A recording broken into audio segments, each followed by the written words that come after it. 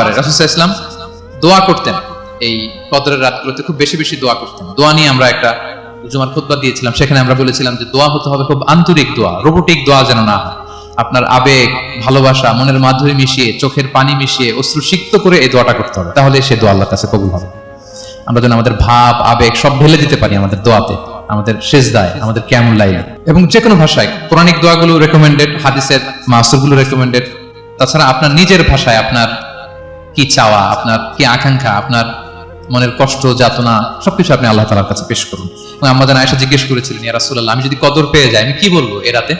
মা আদউ, কি দোয়া করব? রাসূল সাল্লাল্লাহু আলাইহি ওয়াসাল্লাম বললেন, তাকুলিন, আয়েশা তুমি বলবে, আল্লাহুম্মা ইন্নাকা আফুউন তুহিব্বুল আফওয়া ফাআফু আন্নী। আয়েশা তুমি যদি কদরের রাত পেয়ে যাও এটা বলবে, হে আল্লাহ আপনি ক্ষমাশীল, আল্লাহ আপনি ক্ষমাকে পছন্দ করেন, আল্লাহ তাই আপনি আমায় ক্ষমা করুন। হে আল্লাহ আপনি ক্ষমাশীল, আপনি ক্ষমাকে পছন্দ করেন, আল্লাহ আপনি আমাকে ক্ষমা করেন।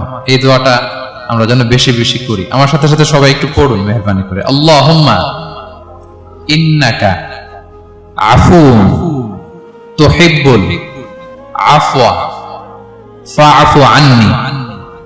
আল্লাহুম্মা ইন্নাকা আফুউন তুহিব্বুল আফওয়া ফাআফু আন্নী। হে আল্লাহ আপনি ক্ষমাশীল, আপনি ক্ষমা করাকে পছন্দ করেন, আল্লাহ আমাকে ক্ষমা করেন।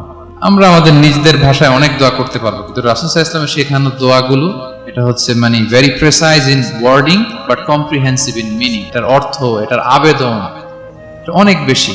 আমি অনেক 10টা-20টা বাক্য বলে এত সুন্দর কথা মিলাতে পারবো না। রাসূল সাল্লাল্লাহু আলাইহি ওয়াসাল্লাম যেটা শিখিয়ে দিয়েছেন, আগে আল্লাহর প্রশংসা করলাম, আল্লাহ আপনি ক্ষমাশীল, আবারও প্রশংসা, আল্লাহ আপনি তো ক্ষমা করাকে পছন্দ করেন। যেটা আপনি পছন্দ করেন না ওইটা তো চাচ্ছেন, যেটা আপনার পছন্দ, যেটা আপনি করতে ভালোবাসেন, গাফিরিজ যামবি ওয়া কাবিলিত তাওব, আপনি ক্ষমা করাকে পছন্দ করেন, তওবা কবুলকে আপনি পছন্দ করেন, তো সেটাই তো চাচ্ছি আপনার কাছে, আপনি আমার তওবা কবুল করুন, আল্লাহ আপনি আমাকে ক্ষমা করুন।